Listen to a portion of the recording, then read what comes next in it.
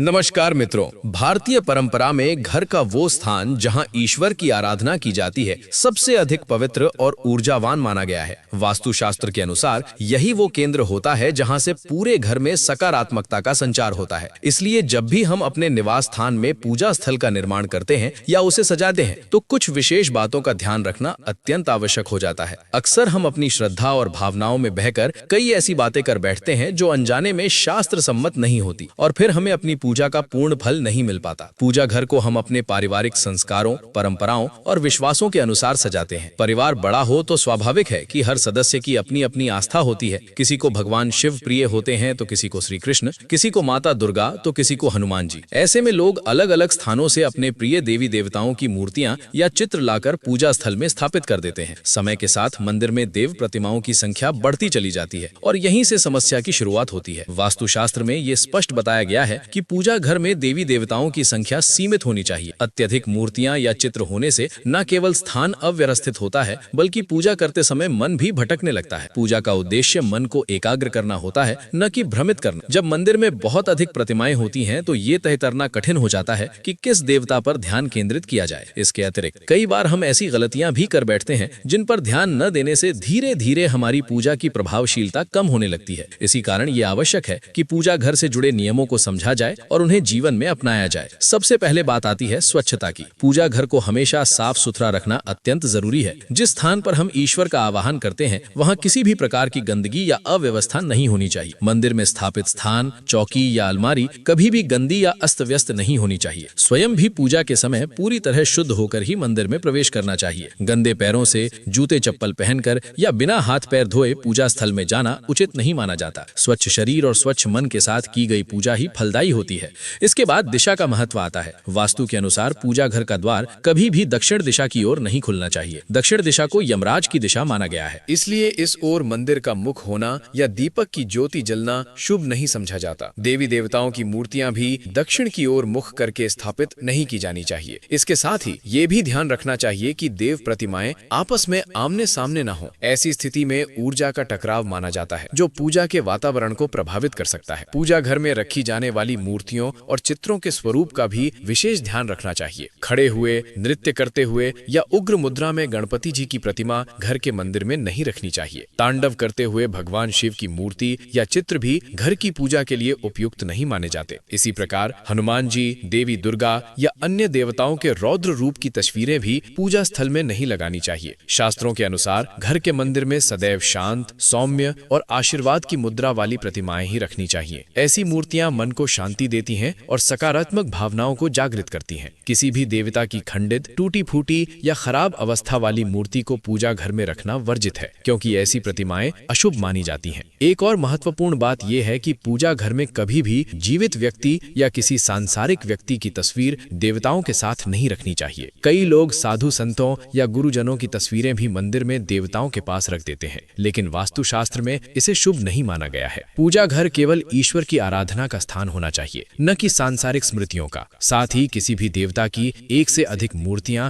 या तस्वीरें नहीं रखनी चाहिए। मूर्तियों का आकार भी सीमित होना चाहिए। सामान्यतः 4 से 5 इंच से अधिक ऊंचाई की प्रतिमाएं घर के मंदिर के लिए उपयुक्त नहीं मानी जाती। शिवलिंग के विषय में भी शास्त्रों में स्पष्ट निर्देश दिए गए हैं। घर के मंदिर में बहुत बड़ा शिवलिंग नहीं रखना चाहिए। सामान्यतः 2 इंच तक का शिवलिंग गृह पूजा के लिए उपयुक्त माना गया है। यदि हनुमान जी की मूर्ति स्थापित करनी हो तो ऐसी प्रतिमा चुननी चाहिए जिसमें वे बैठी हुई अवस्था में भक्तों को आशीर्वाद दे रहे हो। मंदिर में रखी जाने वाली सभी प्रतिमाओं के मुख प्रसन्न और सौम्य होने चाहिए। मूर्तियों के बीच थोड़ी दूरी भी आवश्यक है ताकि ऊर्जा का संतुलन बना रहे। घर के पूजा स्थल में माता काली, भैरव जी या शनि देव की मूर्तियां रखना वर्जित माना गया है, क्योंकि इन देवताओं की विशेष पूजा विधि और स्थान होते हैं। हमारे प्राचीन शास्त्रों में पंचदेव पूजा का उल्लेख मिलता है। इसके अनुसार घर के मंदिर में 5 प्रमुख देवताओं की उपस्थिति आवश्यक मानी गई है। सूर्य देव, गणेश जी, भगवान विष्णु, माता पार्वती और भगवान शिव की प्रतिमा या तस्वीर होने से पूजा स्थल पूर्ण माना जाता है। शास्त्र ये भी कहते हैं कि पूजा घर में रखी जाने वाली प्रतिमाएं हमारे अंगूठे से बड़ी नहीं होनी चाहिए।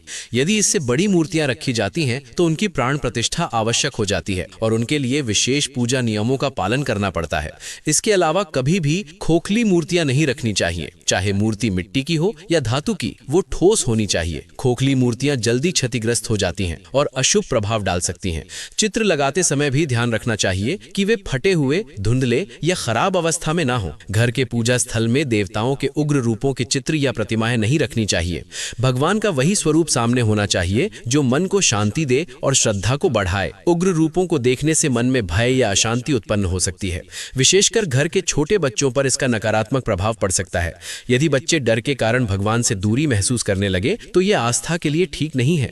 इसलिए पूजा घर में हमेशा प्रसन्न मुद्रा वाली प्रतिमाएं ही होनी चाहिए, जिन्हें देखकर मन में प्रेरणा और भक्ति का भाव जागृत हो। मूर्तियों की सामग्री भी अत्यंत महत्वपूर्ण होती है। प्राचीन काल से ही लकड़ी, पत्थर, सोना, चांदी, पीतल या अन्य शुद्ध धातुओं की मूर्तियां घर में रखने की परंपरा रही है। आजकल धातु की मूर्तियां महंगी होने के कारण लोग पत्थर की मूर्तियां भी पूजा के लिए रखते हैं। पत्थर की मूर्तियां श्रेष्ठ मानी जाती हैं क्योंकि उन्हें साफ करना आसान होता है। धातु की मूर्तियां भी टिकाऊ होती हैं और जल्दी खराब नहीं होती। मिट्टी की मूर्तियां टूटने की संभावना अधिक रखती हैं और उन्हें साफ करना भी कठिन होता है। इसलिए पूजा घर में ऐसी मूर्तियां रखनी चाहिए जो मजबूत हों और जिनकी देखभाल सरल हो। प्लास्टिक या प्लास्टर ऑफ पेरिस की मूर्तियां पूजा के लिए उपयुक्त नहीं मानी जाती और वास्तुशास्त्र में इन्हें अशुभ बताया गया है। अब बात आती है पूजा घर के स्थान की। ईश्वर तो हर कण में विद्यमान है, लेकिन पूजा स्थल के लिए एक निश्चित और पवित्र स्थान होना आवश्यक है ताकि मन एकाग्र होकर आराधना कर सके।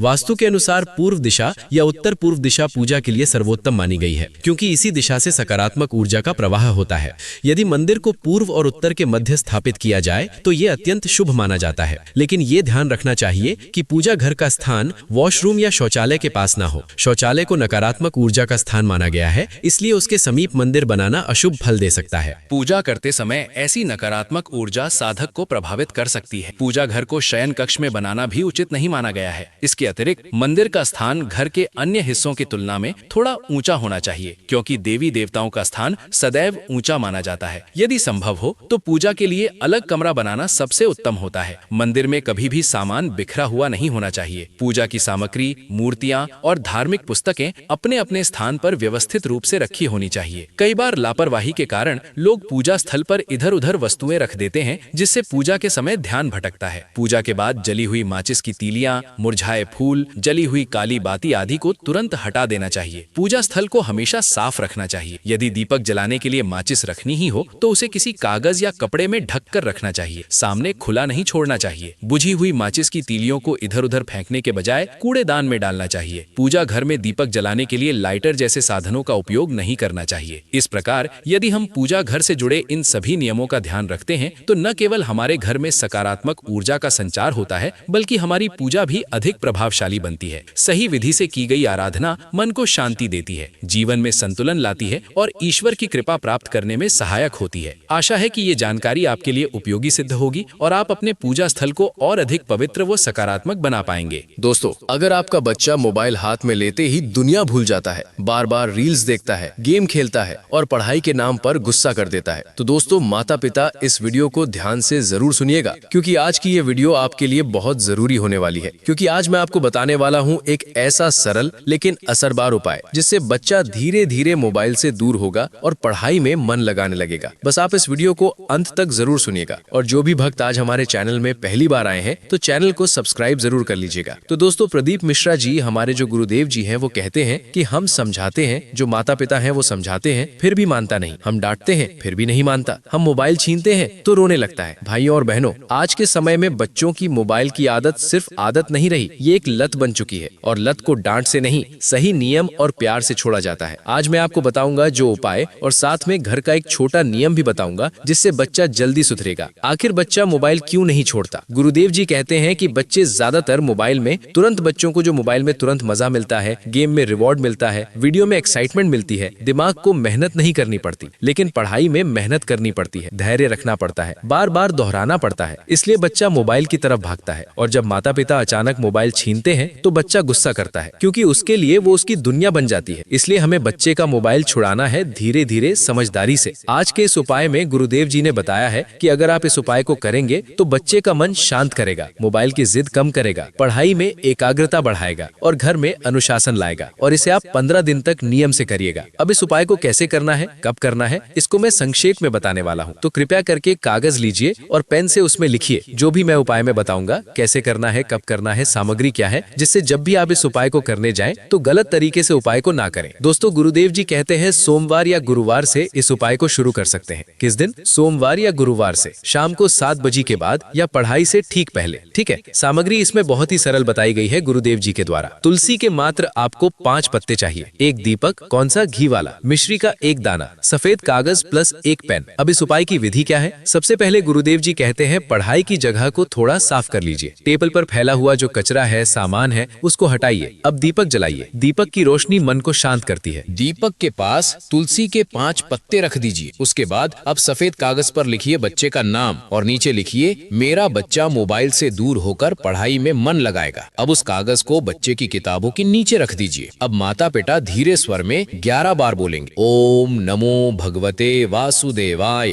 क्या बोलना है आपको? ओम नमो भगवते वासुदेवाय। और मंत्र के बाद बच्चे को मिश्री का 1 दाना चखाइए और प्यार से कहिए बेटा अब हम पढ़ाई शुरू करते हैं। अब ये उपाय कितने दिन करना है? लगातार आपको 15 दिन करना है इस उपाय को। भाइयों और बहनों, इस उपाय से बच्चा धीरे धीरे शांत होने लगेगा, मोबाइल की जिद धीरे धीरे कम होगी उसकी और बच्चे का मन पढ़ाई में टिकने लगेगा। लेकिन सिर्फ उपाय ही नहीं, आपको एक नियम भी लगाना होगा। अब ये बात ध्यान से सुनिएगा जो गुरुदेव जी ने बताया है। मोबाइल का जो नियम है, अगर आप चाहते हैं कि बच्चा मोबाइल छोड़े तो आपको ये नियम लगाना होगा। मोबाइल सिर्फ पढ़ाई के बाद, मतलब पहले पढ़ाई फिर मोबाइल, और शुरू में केवल 30 मिनट की लिमिट रखिए। धीरे धीरे 30 से 20, 20 से 10 मिनट और फिर बिल्कुल कम। और माता पिता एक बात याद रखें, अगर आप खुद दिन भर मोबाइल में रहेंगे तो बच्चा भी वही करेगा। बच्चा देखता है और वही सीखता है। आखिर माता पिता 5 गलतियां जो गुरुदेव जी ने बताई कि वो सबसे ज्यादा ये करते हैं कि मोबाइल छीनकर गुस्सा करते हैं, वो सबसे पहली गलती। दूसरा, बच्चे को ताने मारते हैं। तीसरा, तुलना करते हैं किसी और बच्चे से कि फलाने का लड़का बहुत अच्छा पढ़ता है, तुम क्या हो। चौथा, मारना पीटना। और 5वां, तू बिगड़ गया है, कहना नहीं मानता। भाई और बहनों,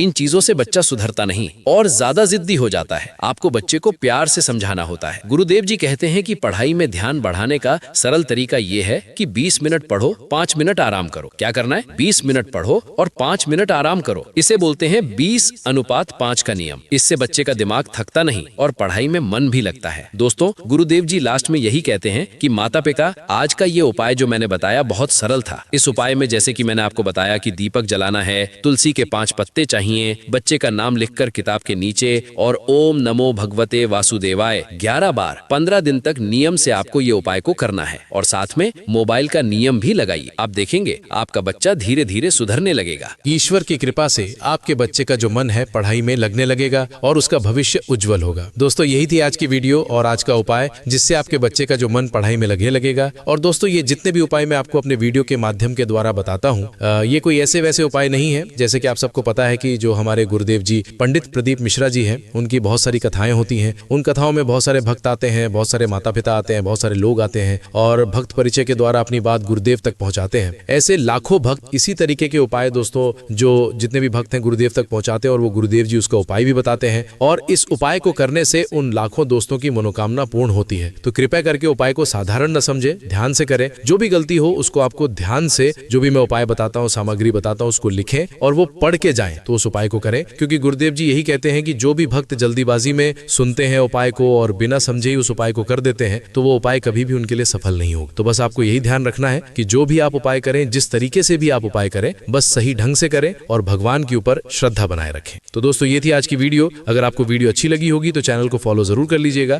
कल मैं फिर से एक बार और नया उपाय लेकर आऊंगा। और जो भी भक्त लास्ट तक पहुंच गए इस वीडियो में अंत तक, तो श्री शिवाय नमस्तुभ्यम, हर हर महादेव लिखना ना भूलें। मिलते हैं अगले वीडियो में। जब तक के लिए हर हर महादेव।